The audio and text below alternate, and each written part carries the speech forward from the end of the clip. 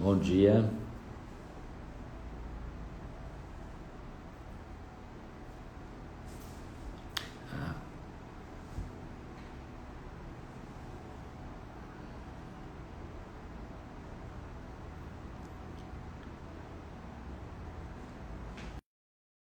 Tá aqui, ó, quer ver?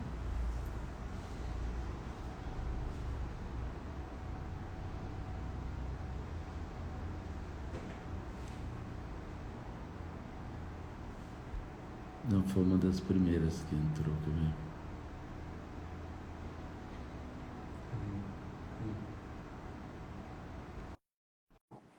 Estamos aguardando a jornalista Flávia. Oi, Bom Flávia, tudo dia. bem? Bom dia. Que alegria tê-la aqui, viu? É Minha uma também, honra. muito É uma prazer. honra para nós. A gente só te conhece aí pela televisão, né? Nessa vida ilustre. Mas Nem tão ilustre, é mais suor, é mais suor do que proveito, né? é Mas verdade, né? É, a é, gente trabalha muito. é um falso glamour, né, Flávio? O pessoal pensa que é só Exatamente. glamour, né? E não é, não. É uma coisa dificílima, né? Porque Muito, você tem que e cuidar muito. particularmente nesses tempos, né, em que essa experiência, que eu acho que vou te chamar de você, tá, Claro, professor? claro, por favor. É, que eu acho que a experiência que você também está vivendo, de fazer parte de uma profissão, né, de uma comunidade que é, na essência, coletiva, né, de aglomeração, de reunião de pessoas, e está vivendo enclausurado e tendo que produzir. É Então, verdade. assim, eu acho que são meses muito desafiantes, porque o jornalismo é uma atividade profissional coletiva, né? Que depende das relações pessoais e que vive da generosidade de quem nos entrega suas histórias, suas informações, sua produção científica. Então, é um desafio muito grande, eu imagino que ainda maior para os profissionais mais jovens, né? É, conseguir entregar esse conteúdo, cumprir os deveres profissionais nessa conjuntura em que a gente tem limitação Verdade. de circulação, né, e de contato. Acho que com educação é o mesmo, né? Mesma coisa. A gente teve que se adaptar em tão pouco tempo, não é? E eu, por exemplo, sempre fui avesso aos canais das redes sociais, né? Tô Porque descabelando. eu sou coordenador de um curso que tem mais de 1.000 alunos. Depois, a universidade toda também eu tenho funções administrativas nela, né? Então, você ficava muito exposto, né? Embora eu sempre fui muito transparente nas minhas posições, sabe, Flávio?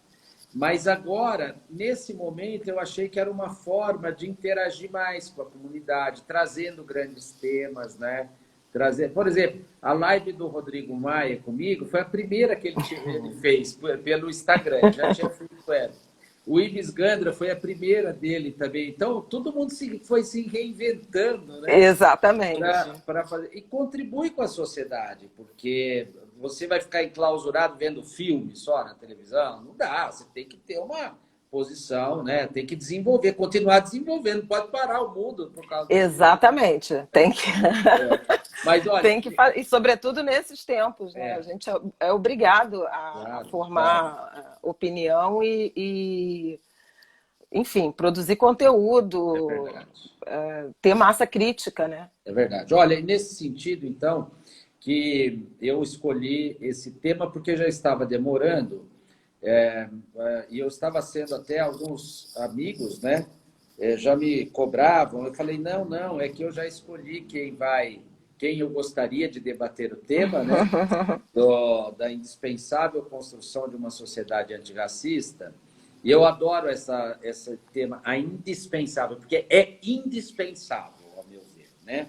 A construção de uma sociedade antirracista. Sem dúvida. Porque quando eu comecei só com coisas mais jurídicas, e a do Rodrigo Maia foi muito importante, porque eu acho que a democracia, que está muito em discussão no mundo todo, não só no Brasil, né? eu sou um entusiasta do parlamento, sabe? Eu sempre achei que o parlamento, né, tão desconstruído, fosse importante. Por isso que eu fui até ele, mas depois foi só coisa E mais... tem sido muito importante Muito, muito, nesse muito, momento, né? muito, Algumas muito. das conquistas da sociedade brasileira, nesse momento, inclusive, de pandemia, se deve mais ao parlamento do que ao governo federal, por exemplo. É Posso verdade, é verdade. citar o auxílio emergencial, Claro, né, que foi uma articulação da sociedade civil com o parlamento, e claro. que a equipe econômica e, posteriormente, o presidente da República encampou, dando lá o palpite sobre o valor final, mas aquela ideia não nasceu do governo, né? Claro, Ela nasceu claro. da sociedade civil. E o Fundeb, É verdade. né? O A aprovação Fundeb, do Fundeb é é, fundamental, o e foi Fundeb eu vou uma ação fazer, eu vou, parlamentar. eu vou fazer uma live agora sobre o Fundeb, se Deus quiser. Eu acabei de participar uma da GO, do Gésner Oliveira, aqui em São Paulo, a GO Sim.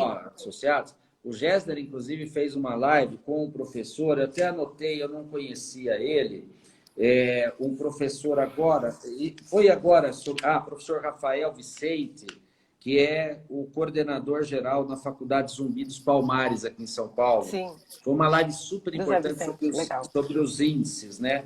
E eu Uhum. participei dessa. E agora, porque eu queria me preparar também para conversar um pouco com você. Posso chamar de você, né, Flávia? Claro, imagina. Porque, embora eu venha me preparando para o tema há muitos anos, eu sofri muito quando eu quis fazer a primeira live sobre a questão das mulheres com um colega lá que é meu colega de turma da São Francisco, que é um grande advogado internacional, tal, e ele fala muito sobre a questão da discriminação vertical, né, da mulher no meio de trabalho. E quando eu divulguei que ia fazer live com ele, acho que eu nunca... Faz muito tempo que eu não apanhava tanto, Flávio. Mas a mulherada, assim, do país... Já até sei inteiro, por quê. é o lugar da fala, né? É, E aí, exatamente. mas eu sofri tanto com aquilo e aprendi muito. E aí a OAB Federal ligou aqui, porque a OAB sempre patrocina, no bom sentido, né, de apoio, as minhas lives aqui em Araraquara. E me ligou que eu tinha que incluir uma mulher. Eu falei, eu não vou desconvidar o meu convidado. Eu não vou, porque ele é um homem íntegro que trabalha esse tema. Mas eu quero fazer com uma mulher, me indique. Aí a OAB Federal indicou a Alice Bianchini. Foi um espetáculo de live, né? Mas o que me chamou a atenção é que no grupo mais pesado contra mim, assim, só nisso que eu participo do WhatsApp, porque eu participo de 60 grupos de WhatsApp, né? As mulheres começaram a acabar comigo. Aí um professor que elas super admiram trouxe uma feminista francesa que está na moda, que eu não me lembro o nome, e essa feminista francesa acaba com as mulheres, que também, as mulheres brancas, que não estão no lugar da sua fala, e que elas impediram o desenvolvimento da ascensão da mulher negra, porque enquanto Sim.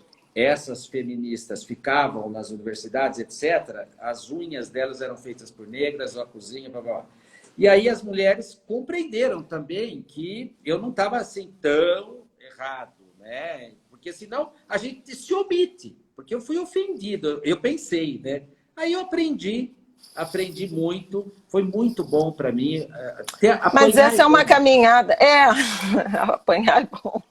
Não muito, né? Mas a gente aprende, não demais, né? Mas, não, vou ter que tomar cuidado com isso, porque você sabe que tem ministro da Educação defendendo palmada pedagógica, né? Então é bom a gente relativizar. Não tem menor condição, né? Mas olha só, Fernando, deixa eu te falar uma coisa sobre, antes até da gente começar, sobre duas observações sobre esse comentário inicial que você fez em relação às mulheres, né?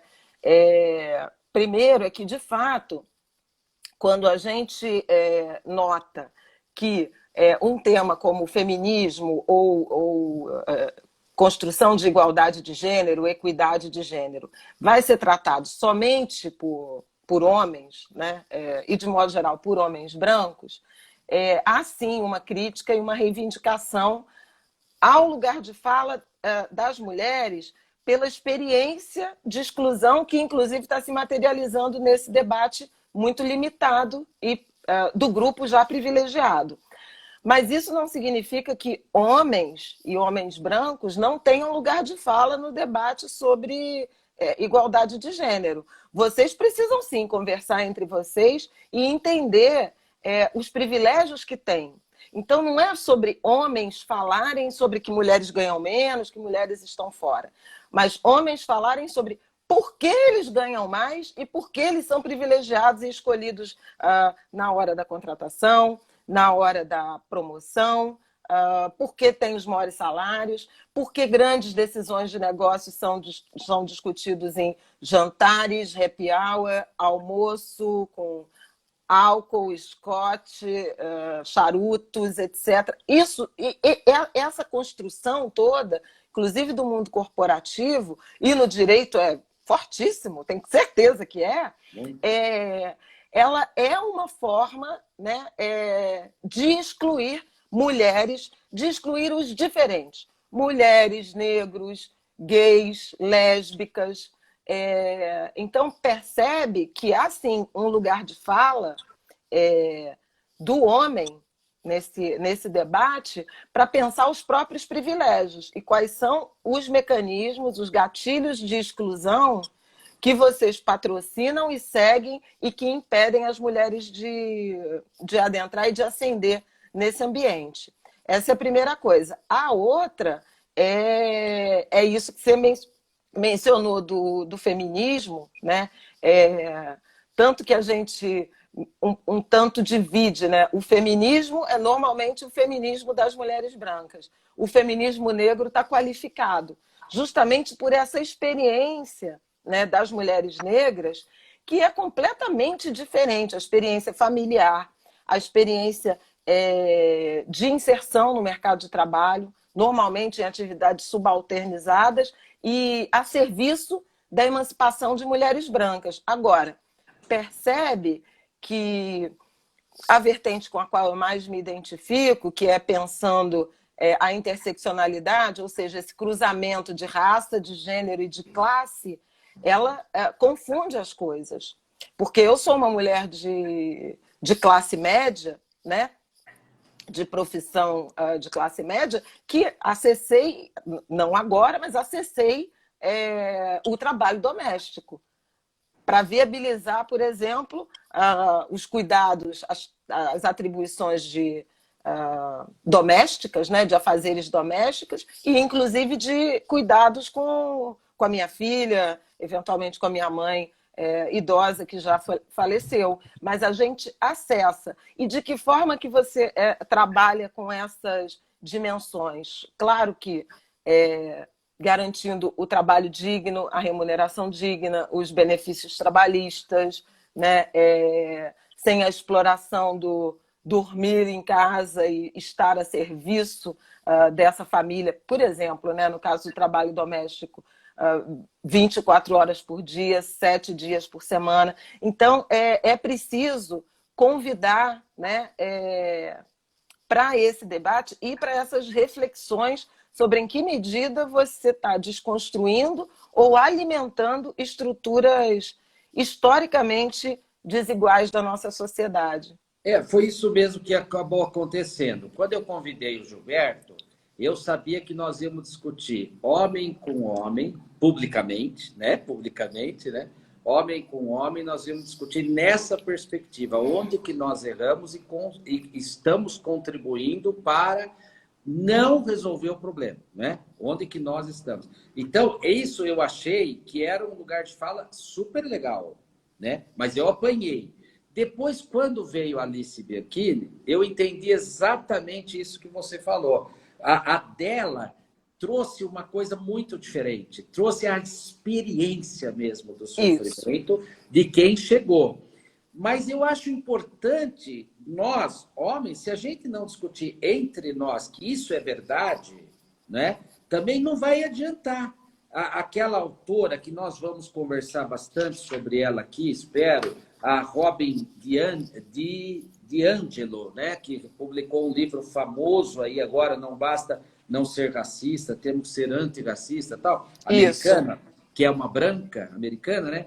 Ela diz uma coisa que eu achei super interessante. Ela falou, olha, no fundo, quando dois brancos se conversam e esse branco fala para o outro, é realmente racismo tal prática, ele tem uma certa autoridade no pensamento do outro. Sem dúvida, pecava, sem dúvida. né? Entende? Então, por isso que eu queria um pouco aprender... Ouvidos mais atentos para o seu igual. Por isso que a diversidade é importante. Isso, porque exatamente. quando você trabalha num ambiente de diversidade, cada grupo, cada indivíduo está trazendo a experiência do seu grupo e, eventualmente, dialogando com o próprio grupo. Ontem eu participei de uma live de celebração aos 95 anos do Jornal o Globo, né, onde eu trabalho há 26, entre várias funções, e sobre o papel do jornalismo nesses tempos, sobre essas transformações. E um ponto super importante dessa conversa, pelo menos que eu defendi, foi essa diversidade no mercado jornalístico, no nosso mercado de trabalho, inclusive como um fundamento de desconstrução das notícias fraudulentas, né? Chamadas fake news. Fake news. Por quê? Porque se você tem diversidade, quer dizer, cada jornalista em sua individualidade, né, como componente de um grupo diverso, está dialogando com um determinado segmento da sociedade. E, obviamente, que você, tendo empatia com o seu grupo, a credibilidade aumenta. É isso mesmo. Desse profissional e dos veículos. É então, isso mesmo. assim, se você tem um jornal que só é escrito, né, por homens brancos, é óbvio que você vai ter dificuldade de penetrar numa comunidade de mulheres negras, de homens negros, né? Claro.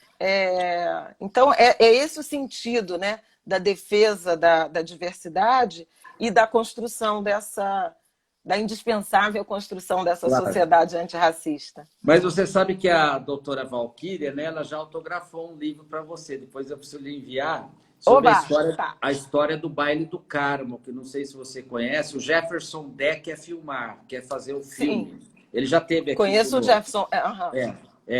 E a Valquíria também teve uma trajetória assim, de uma família extremamente simples. Ela ela trabalhava no consultório da minha mulher como ajudante. Minha mulher é dentista, né? Minha esposa. E aí a Valquíria foi estudar, estudou, depois fez mestrado, doutorado, trabalhando simplesmente, né? Depois casou-se com um professor também, que é o meu assistente, né? Que é uma pessoa maravilhosa também. E aí ela foi até para o exterior, tudo trabalhando essa questão do racismo, fez já pós-doutorado, então realmente nessa linha que você colocou, mas foi de uma ascensão muito difícil, né? Ela teve que lutar, eu imagino que mais do que não tem tanta dificuldade para chegar lá. Mas, Flávia, então vamos começar, porque nós não temos tanto tempo, né? É 1 hora e a sua agenda também é maluca e eu tenho tanta coisa para lhe perguntar, porque a gente precisa aprender o que fazer. Eu queria primeiro, né, Flávia, agradecer a sua disponibilidade e o Daniel de Souza, né? Nosso querido Daniel. Meu querido companheiro. E ele, o Daniel e a Marília Baracá, porque a Marília, a esposa dele, é de Araraquara, né? Então eles... isso eu não sabia. A Marília é de Araraquara. A gente fica meio bravo com o Daniel, porque a Marília é uma estrela aqui em Araraquara. O Daniel veio e roubou a Marília da gente, né? E o Daniel é muito legal. Eu queria agradecer o Daniel também. Olha, todo esse tema se aflorou muito agora na questão do assassinato lá do George Floyd, né? Porque aquilo foi um assassinato brutal, né? Etc. Eu tenho uma dúvida muito grande sobre isso, porque eu já fui aos Estados Unidos várias vezes, porque a minha irmã mora lá, ela é do Arizona, até ela está nos acompanhando aqui. Ela mora lá, ela é casada com um americano. E a gente, nos Estados Unidos, quase em todo lugar, você convive maravilhosamente bem com os negros, quando eu vou a turismo, né? Estou dizendo só a turismo, eu nunca fui estudar nem trabalhar lá, né? E você vai nos mesmos restaurantes, eu nunca tive problema, vamos chamar assim, né? Bom, muito bem. E aí, quando acontece uma coisa dessa, você vê essa revolta gigantesca que acontece lá. Aqui no Brasil, há uma percepção minha de que também existe um racismo muito, muito exacerbado, né? E também há muita violência contra os jovens negros, principalmente pela polícia. Mas não acontece esse tipo de... Não sei, Flávia, parece que lá a divisão da Guerra de Secessão não acabou de forma alguma. E aqui é um pouco diferente. A gente convive mais lightmente com o problema, sem tanta agressão entre branco e negro. Não sei, eu estou errado. Ah, não, discordo totalmente. O Então, Brasil é explica isso para profundamente nós. racista, talvez muito mais do que os Estados Unidos. Mais do que lá mesmo? Bom, primeiro que não é recomendável a gente fazer gradação, porque a experiência, né, do preconceito e da discriminação numa sociedade, ela tem características da formação, do fundamento, né, da fundação dessas sociedades. Então, não dá para falar de qual é o país mais racista do mundo, né, porque cada um tem suas características. Mas veja, a África do Sul teve o apartheid, né, formalizado. Os Estados Unidos também teve leis de segregação racial, né? E essa memória, ela ainda atravessa, né, a história americana e a experiência americana. Me parece que a despeito de a gente ter tido ou ter testemunhado, acompanhado lá, por exemplo, o movimento dos direitos civis, que acabou com as leis de segregação, uma experiência longa de algumas décadas com políticas de cotas, né, cotas raciais nas universidades, de eles terem eleito um presidente negro, né, casado com uma primeira-dama também negra, Obama e Michelle, em que você tenha uma visibilidade do ponto de vista da presença no topo da pirâmide social, uma presença negra muito visível, que chama atenção nos esportes, nas artes e na política, eventualmente, e inclusive no mundo corporativo, ela ainda assim é uma experiência que não permitiu um equilíbrio, né, dos segmentos sociais em todas as dimensões. Então, você vê nos Estados Unidos alguns negros que foram içados a posições de destaque, com mais visibilidade até que no Brasil, mas, por outro lado, eles estão sobre-representados no desemprego, na baixa renda, na baixa escolaridade, super-representados na população carcerária, né, na criminalização. Então, você tem muitos elementos na violência policial. Então, você tem um conjunto de outros elementos, de indicadores socioeconômicos, na saúde, né? Quem foram os que mais morreram proporcionalmente de Covid-19 nos Estados Unidos? Os negros, né, e os não brancos, né? Então, você tem dimensões de acesso à renda, a mercado de trabalho, a benefícios sociais, à escolaridade, à inclusão e oportunidades que confirmam que ainda hoje o racismo é componente estrutural e de desigualdade, de uma desigualdade estrutural na sociedade americana. Foi contra isso que volta e meia, né, há essas manifestações e essas insurgências, e agora na temporada da Covid, essa grande manifestação, a maior em mais de meio século, ou as maiores em mais de meio século, decorrente do assassinato por asfixia do George Floyd. Agora, eu gosto muito do que o Will Smith, né, o ator, comentou sobre isso, dizendo que, olha, isso sempre existiu e esse racismo nunca terminou. A diferença é que está sendo filmado. Esse é um primeiro ponto, né? As evidências escancaradas, né? O testemunho global, é mais do que local, né, desses episódios de violência. E outro, o professor Cornel West, que diz que houve uma tempestade perfeita de violência, exclusão e morte e luto, né, que fez com que aquele crime específico alcançasse corações de outros jovens, de jovens de outras etnias. E aí acho que a grande diferença no mundo todo, né? Exatamente. Mas a grande diferença desse processo, né, dessa série de protestos nos Estados Unidos, me parece que teve a ver também com a pandemia e essa percepção de que a exclusão é muito grande, e sobretudo na direção da juventude etnicamente diversa. Não foi essa sociedade que a gente prometeu, gerações como as nossas, eu tenho 50 anos, que nós prometemos aos nossos jovens. Nem aqui no Brasil, nem os americanos aos seus jovens. E daí a consistência dessa marcha. É um desalento, né? Um desapontamento, uma revolta e um desejo de transformação que irmanou todos eles. E aí a percepção do povo negro ela é mais aflorada porque é a população que está mais submetida a todas essas camadas de violência há mais tempo. Então, assim, os negros sempre marcharam. A diferença é que outros grupos talvez tenham se apercebido dessa experiência nefasta da exclusão, né, da falta de oportunidades, da discriminação de uma sociedade que dá as costas. Isso nos Estados Unidos.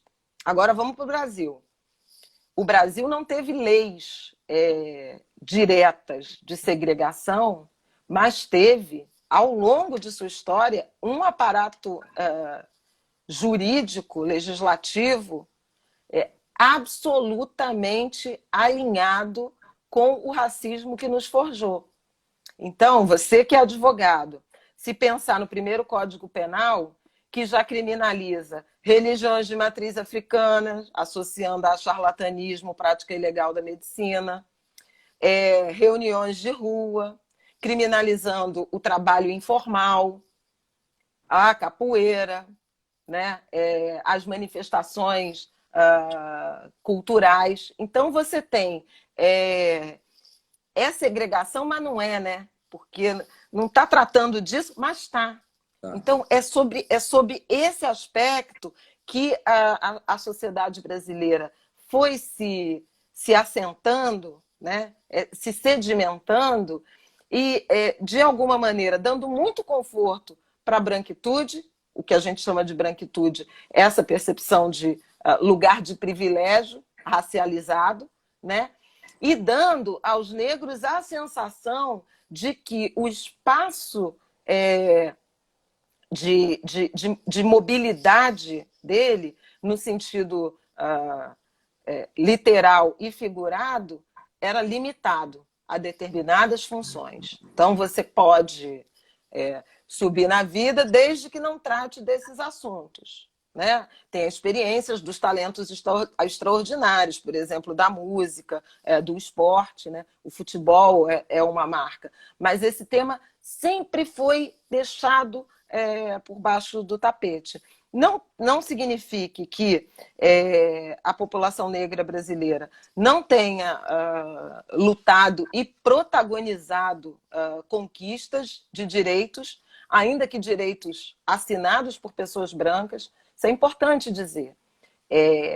Não é possível que em 2020 a gente acredite que um dia uma princesa acordou e resolveu libertar os escravizados. Claro. Né? Claro. E assinou essa lei. Não é possível que alguém acredite que um dia um parlamentar amanhece e fala: vou assinar uma lei chamada Afonso Arinos que transforma racismo, discriminação racial em contravenção ou em crime. Ou que um dia um conjunto de constituintes resolve lançar na Constituição espontaneamente que racismo é crime inafiançável. Essa é uma história para ninar gente grande, como diria o Leandro no enredo da Mangueira.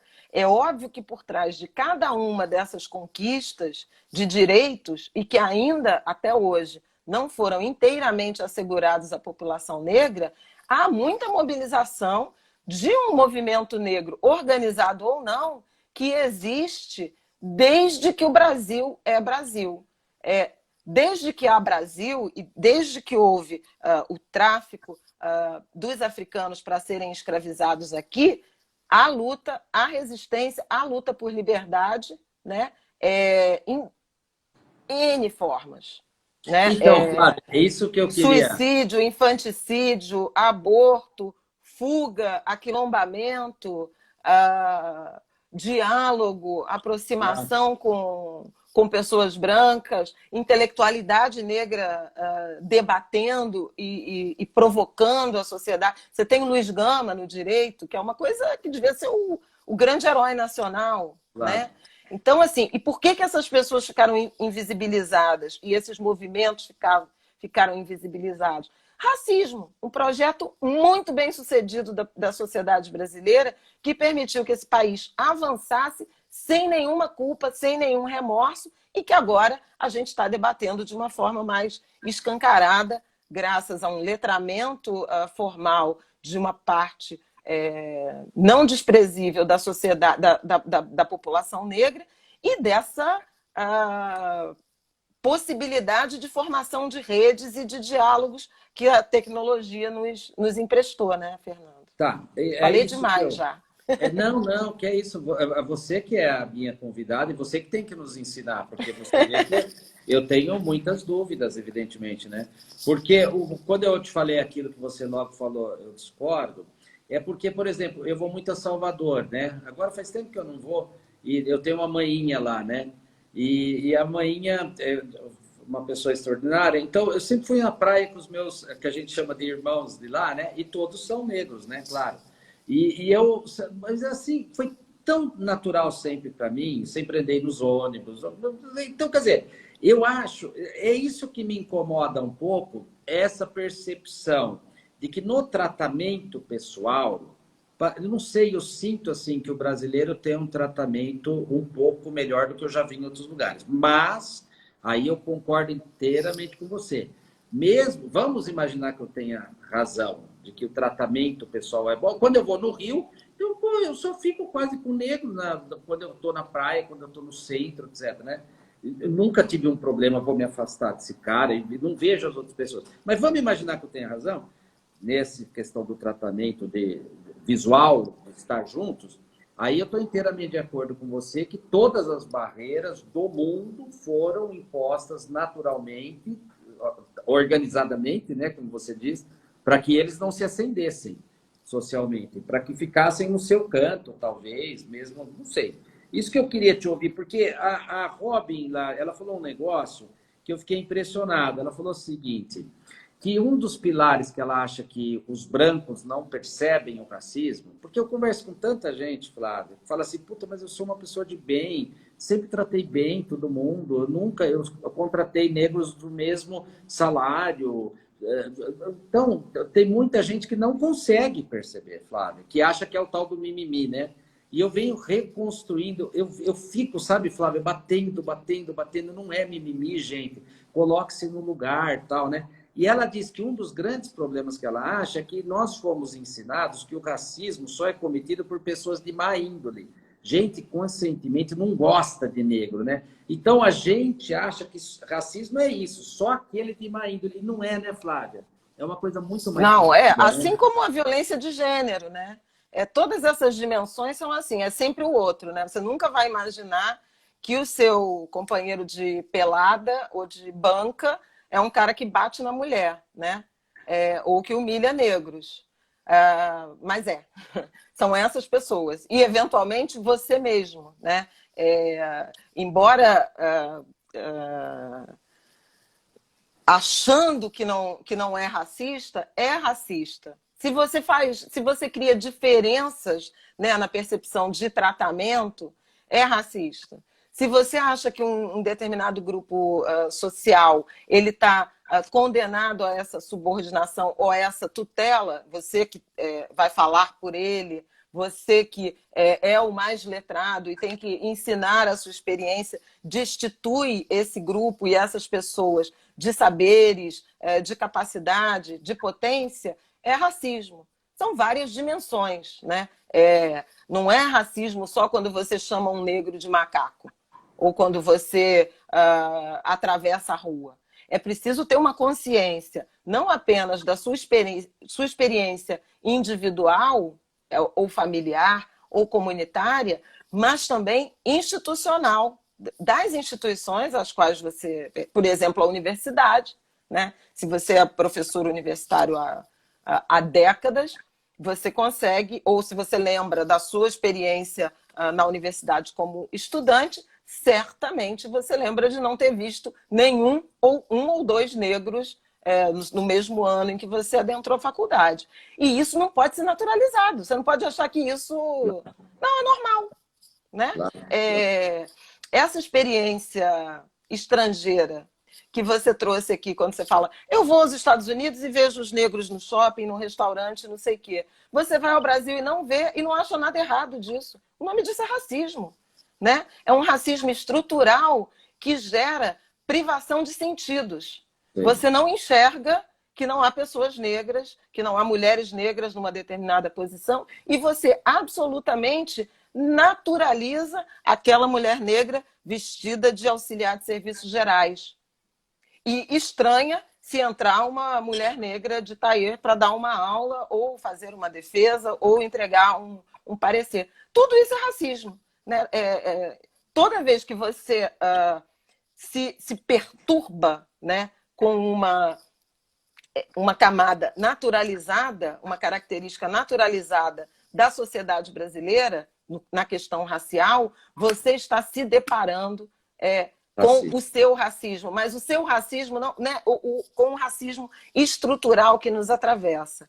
E não duvide, isso que você falou, por exemplo, da sua família querida de Salvador, irmãos, mãe, enfim, tenha a certeza que as instituições brasileiras sabem e operam para manter essas pessoas sob controle dessa estrutura racista. Então, certamente, se você estivesse num carro com os seus amigos negros e fossem parados numa blitz, eles seriam revistados de uma forma que você não seria. E essa é uma experiência do racismo cotidiano e institucional, por exemplo, da polícia. Poderia você estar no carro de luxo, que seja, desse seu irmão preto, e o policial ia perguntar se estava tudo bem com você, se aquilo não foi um preto roubando o seu carro e te sequestrando, te levando para um sequestro relâmpago. Essa é uma experiência racista essencial e quase, infelizmente, banal da sociedade brasileira, né? Casais interraciais que são olhados de forma atravessada em alguns ambientes. Então, piada. Alguém está falando... alguém está falando aqui, acho que é de Salvador. Nunca tivemos uma prefeita negra, mesmo sendo uma cidade negra. Salvador, a Bahia elegeu, se eu não estou enganada, a primeira deputada estadual negra de Salvador foi eleita nas eleições de 2018. Foi a Olívia Santana. Olha Flávia, que loucura. Você quer ver um negócio que eu li hoje? Hoje eu li, eu recebi agora aqui de um grupo, no Conselho Federal da OAB, a OAB tem todas, né, toda a defesa da sociedade não racista, etc., uma luta histórica da OAB, né? No Conselho Federal de 81, 84 membros, há um negro só. Só um negro. Dentro da OAB, hein? Que é uma entidade. E aí ele pegou... Absolutamente, uma entidade absolutamente comprometida com democracia, com valores democráticos, mas é uma democracia, e tenho certeza que desses 84 que você mencionou, um negro, quantas são mulheres? Então, é uma democracia feita para e por homens brancos, por homens brancos para homens brancos. Mulheres aumentou um pouquinho nos últimos tempos, mas ainda é que nem no judiciário, aumentou, mas ainda é mínimo, Exatamente. E aí, esse conselheiro, ele está dizendo, claro que tem um monte de conselheiro bom aqui, comprometido, é óbvio, né? As pessoas são boas, né? Elas querem também o melhor. E ele fala, então eu quero ver na prática, porque aqui da OAB a gente escolhe quem vai ser pelo quinto constitucional, né? Desembargadores, ministros, etc. Entende? Então, fica difícil, né? Agora, o Flávio, você falou, eu entendi bem. Foram aquelas experiências que eu te falei, que são formais e informais. Na carreira judiciária, professor, acho importante sublinhar isso, porque a gente consegue perceber com muita nitidez como as desigualdades operam. Porque o acesso, né, por exemplo, a carreira de juiz, né, de magistrado, é por concurso. E quando você vê na porta de entrada, é mais ou menos meio a meio. Metade mulheres, metade homens, nos anos recentes. E, no entanto, à medida que você vai subindo os degraus, né, dos tribunais superiores, você vê os homens ascendendo e as mulheres não. Até chegar no Supremo Tribunal Federal, que são 9 homens, 2 mulheres, nenhum negro, sem nenhuma perspectiva de ter homens ou mulheres negros e negras no Supremo Tribunal Federal. No STJ, a última vez que eu contei, eram 6 mulheres em 33 ministros. Então, você vê muito nitidamente como se operam essas barreiras, né, à ascensão, à mobilidade de mulheres e, sobretudo, de pessoas negras. Não, eu estou de acordo com você, porque na universidade eu venho notando, já faz uns 15 anos mais ou menos, que as mulheres, as minhas alunas, têm tido, em média, claro que é sempre média, né? Você faz uma estatística, né? Têm tido um desempenho melhor do que os homens, nas notas, no desempenho escolar, né? Bem melhor, inclusive, na média. Porque há alunos meus, homens também, que têm desempenhos fabulosos, né? Claro, né? Agora, Flávia, eu já notei, eu sou um otimista em tudo, Posso te interromper mais uma vez, só para dizer o seguinte, essa formação do judiciário, ela também é determinante para o encarceramento em massa, para o punitivismo excessivo em relação às pessoas negras. É por isso que a população carcerária também é predominantemente negra, né? E normalmente primária, de baixa escolaridade. Então, tem muitos elementos do racismo que contaminam, inclusive, o sistema jurídico policial. E chega na mídia, não estou me eximindo, não. O jovem estudante picado por cobra foi preso suspeito de tráfico. Se fosse um preto, era traficante, é preso. Né? Qual é a diferença? Né? A Valquíria Tenório, né, a doutora Valquíria, ela apontou aqui problemas da mídia para mim, que nós não vamos ter tempo para tratar, assim, horríveis também, que também acontece, a mesma realidade, é claro, né, ela vai se disseminando, né? Agora, conforme eu lhe disse, eu sou um otimista, sabe, Flávia? Por isso que eu estou aqui. Também. Se eu não fosse um otimista, eu estava em casa agora, sábado, eu estava com meus netinhos, né? Vou estar aqui trabalhando, né? Um tema tão difícil para nós, né? Mas que tem que ser trabalhado, né? E o que eu fico mais feliz, Flávia, que faz uns 15 anos, mais ou menos, eu já comecei a notar um enorme aumento de alunos negros e negras. E isso nos traz muita alegria mesmo, né? Agora, o aumento é grande, mas o número ainda é pequeno. Porque quando você sai do 0, 2 já é 200%, né? Mas é muito legal. E a relação nossa com eles tem sido maravilhosa, sabe, Flávia? Maravilhosa, deles com a gente também. Porque na nossa universidade nós temos o tal do NEAB, que é o núcleo que só estuda a questão afro, sabe? Isso é muito bom. Flávia, legal. a gente só tem 15 minutos e eu preciso te perguntar agora questões concretas para você nos ajudar. Porque a americana lá, a Robin, ela fala que a gente tem que ter uma listinha para parar com o racismo e fazer a lição de casa, né? E aí ela não dá a listinha qual é. E depois, eu estava vendo aqui, aqui nós tivemos aqui agora o racismo sutil por trás das palavras. Isso tem me preocupado muito, porque eu acho que era uma forma sutil da gente ajudar a construir ou desconstruir um racismo que a gente não pensa que é racismo e é, né? Então, hoje eu sou presidente da Academia Araraquarense de Letras, aqui na terra do Inácio de Loyola Brandão, né? E a primeira coisa minha, eu quis fazer uma cartilha também dos termos que nós não temos mais que usar, porque são ofensivos à raça negra, né? E outro dia, o presidente do Tribunal de Justiça de São Paulo, fez uma nota pública lá, e ele coloca num determinado momento porque não se pode denegrir a imagem. Nossa, eu sabia que é a primeira palavra número 1 de qualquer lista. Isso. E eu, Flávia, um dia, numa questão do racismo, eu estava presidindo, eu falei a palavra denegrir. Isso faz uns 3, 4 anos, 5 anos. E eu aprendi tanto com aquilo, né?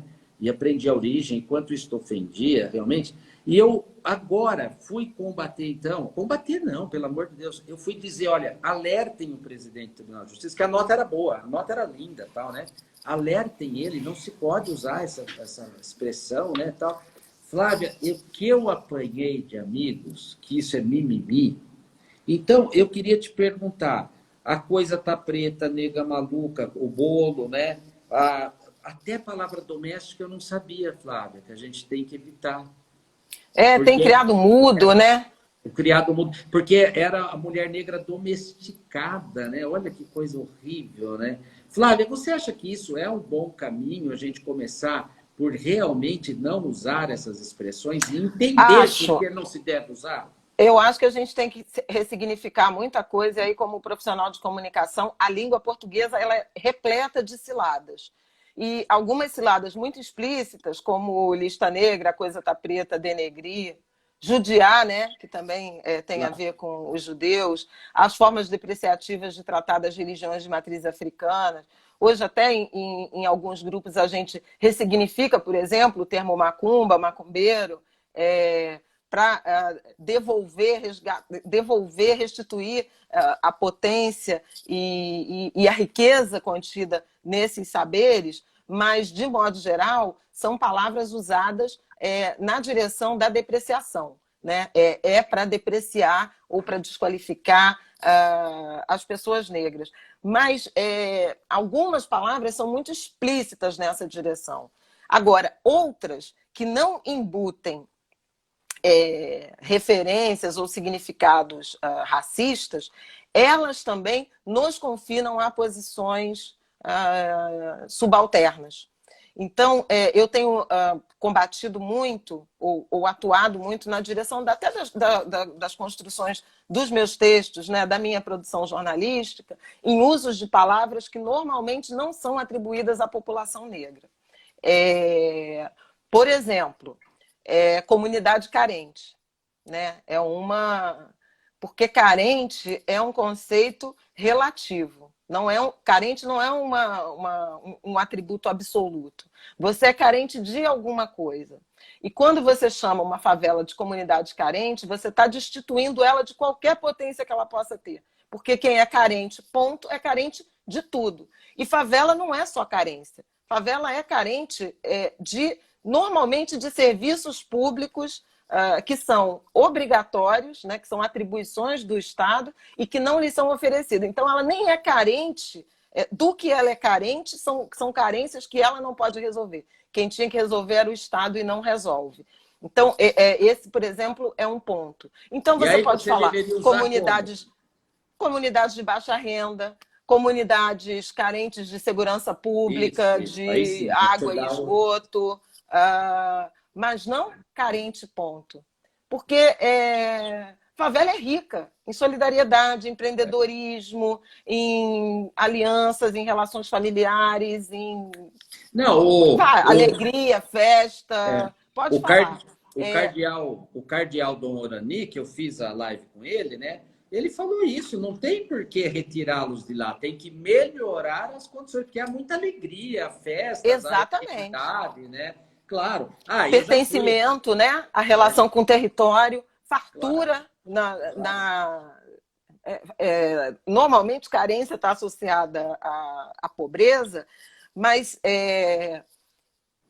você pode pensar a carência e até a fome quando você pensa na pobreza como a única dimensão como uma dimensão de falta de dinheiro. Porque se tiver dinheiro, o sentido é a fartura. Não tem usura, sabe? Tanto que as pessoas fazem verdadeiros banquetes com contribuições diversas. É verdade. Então, também, eventualmente, nem de comida é carente. É verdade. Porque há arranjos comunitários muito sofisticados que transformam qualquer mínima celebração num banquete. Cada um leva um prato, cada um leva uma bebida, e quando você vê, é um banquete formado, né? É o avesso da carência ou da fome. É a encarnação da fartura. Eu já passei muito mais fome em casa de rico do que de pobre, sabe? Por razões outras, né? Eu sei. Dietas e racionamento de comida.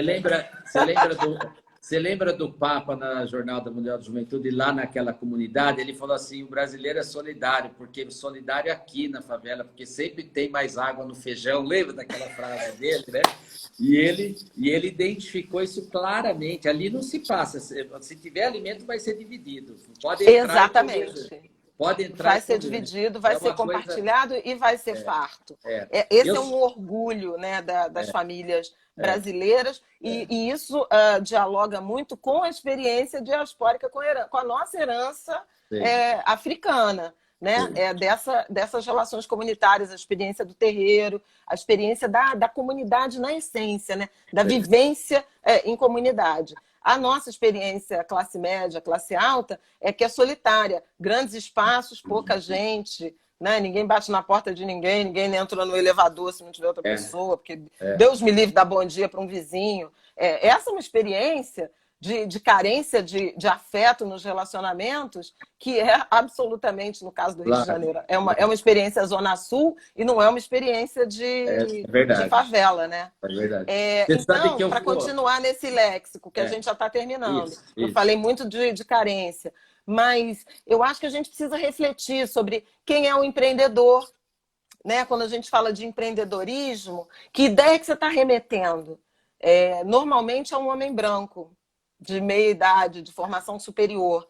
A gente destitui de potência, de capacidade empreendedora, a mulher negra da favela, que vai ser vista como a costureira, a cozinheira, né? A doceira, a boleira, nunca como a chefe, nunca como a estilista, nunca como a pequena empresária.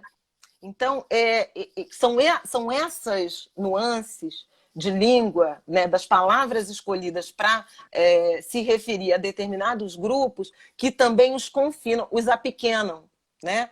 Porque é totalmente diferente você ser um empreendedor de ser um conta própria, biscateiro, autônomo. Claro, tá certo. Os invisíveis. Né? Exatamente, invisíveis. Então, assim, acho que é importante a gente trazer essas dimensões, né? Pensar o movimento social, as organizações da sociedade civil e as soluções que são pensadas, e nessa pandemia foi muito forte isso, as soluções que são pensadas na direção de aplacar fome, a vulnerabilidade, né, como tecnologias sociais, e não como um projeto social. Projeto é para diminuir. Então, o governo tem política pública, a sociedade civil e a favela tem o projeto, sabe? Na verdade, aqueles são embriões de políticas públicas, focalizadas, com diagnóstico eficiente, com capacidade de realização inacreditável. O governo ainda está dando cabeçada com auxílio emergencial e a favela já praticamente encerrou um ciclo de 3, 4 meses de distribuição de cesta básica para as famílias mais carentes, mais vulnerabilizadas, carentes do ponto de vista financeiro e de segurança alimentar. mais vulnerabilizadas durante essa crise. Então, a gente precisa... minha grande cruzada hoje, professor, é ressignificar essa percepção que a gente tem em relação, sobretudo, à população afro-brasileira, de que são pessoas que precisam ser tuteladas. Não, a gente precisa ter a nossa potência reconhecida, os nossos saberes, as nossas vivências reconhecidas como genuíno conhecimento, genuíno e profundo conhecimento sobre a sociedade, sobre a realidade brasileira, sobre as relações de convivência e sobre a produção de tecnologia mesmo, de soluções para as nossas vidas. Se você pensar como vários arquitetos, engenheiros estrangeiros, pensar a favela como um arranjo arquitetônico também, né? É muito impressionante, é muito potente. Claro. Você não tem política pública. Claro. E as pessoas construíram arranjos de... Eu não estou falando que é o ideal, né? Não, claro. Mas imagina com estrutura, com recursos, com alguma capacidade de organização, de divisão espacial, com alguma organização. Claro. Aquilo é uma potência, aquilo é Santorini, né? Claro. Isso mesmo. É isso mesmo. Ou não parece favela, Santorini? É igualzinho. Só é pintado de branco, de cal branco, né? Viu? Então, veja como a gente enxerga ou não potência circular, e riqueza. Né? É isso mesmo. Eu falo sempre, quando vem algum estrangeiro que gosta dos quadros da favela, eu falo, são iguais aos quadros das montanhas lá na Itália. Só que as habitações lá são mais cuidadas, tem serviço público, você consegue entrar com uma ambulância para resgatar. Tem uma urbanização, né? Exatamente. Que é o então, que veja falta. de onde vem a carência. A carência não é da capacidade de sobrevivência e fixação dessa população. A carência é da ausência do serviço público, que não cumpre as suas atribuições, e a gente está vendo isso muito nitidamente nesse período aí de pandemia. Flávia, eu acho que está sendo claro. Infelizmente, a gente tem que acabar, porque eu queria ficar com você o dia inteiro, mas nós não temos esse privilégio, né? E duas coisinhas só rápidas. A Valquíria pergunta mesmo se um grande salto pode ser dado realmente na democratização na mídia de profissionais como você, como a Maju, né? A Maju é um sonho nosso, né? É um sonho. É verdade. Né? Então, uma querida amiga minha. Porque ainda está faltando. Ela fala, olha, não tem ainda profissionais na imprensa, e isso poderia ajudar, né? E isso eu queria que você terminasse assim, porque nós não vamos ter tempo, e me ensina direitinho. Como é que a gente chama? Porque eu tenho tantos amigos negros, né? Então eu falo, se eu precisar, é um amigo negro. Mas eu vi você fazendo uma campanha esses dias de as pretas bonitas, não sei o quê, uma coisa assim. Uma campanha mas aí é entre nós, tá? Eu acho que você usa negros. Tá ótimo. Então nos fala da imprensa. Que a gente usa, que é a soma de pretos e pardos, que a gente chama de população negra brasileira, né? E você se declara preto ou pardo de acordo com uma identidade racial ou tom de pele. Mas a negritude tem a ver com essa identidade racial que é crescente, essa consciência racial crescente no Brasil. Por isso a gente chama movimento negro, negritude, mas entre nós a gente...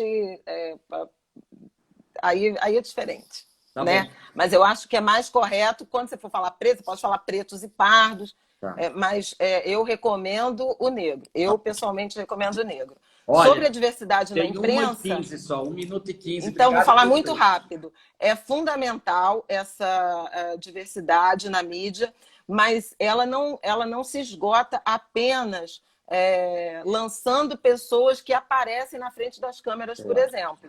É importante você pensar em outras dimensões de diversidade na mídia. Por exemplo, entrevistar pessoas negras, né? Porque normalmente as fontes, as pessoas que dão credibilidade ao noticiário, elas são fontes normalmente homens brancos. Então, ampliar esse leque de entrevistados. Trazer os negros, naturalizar a presença negras como personagens de outras camadas sociais e não apenas naquelas que nos confinam à carência. Então, o preto é sempre aquele que não tem esgoto, saneamento, escola, não sei o quê. Não, tem pessoas negras, jornalista, advogado, engenheiro, que viaja para a Europa, que toma vinho, que tem carro caro. Isso precisa ser naturalizado. Então, a forma de escolher personagens. E os espaços de opinião, né? Você ter mais colunistas e comentaristas negros, mulheres negras, homens negros, para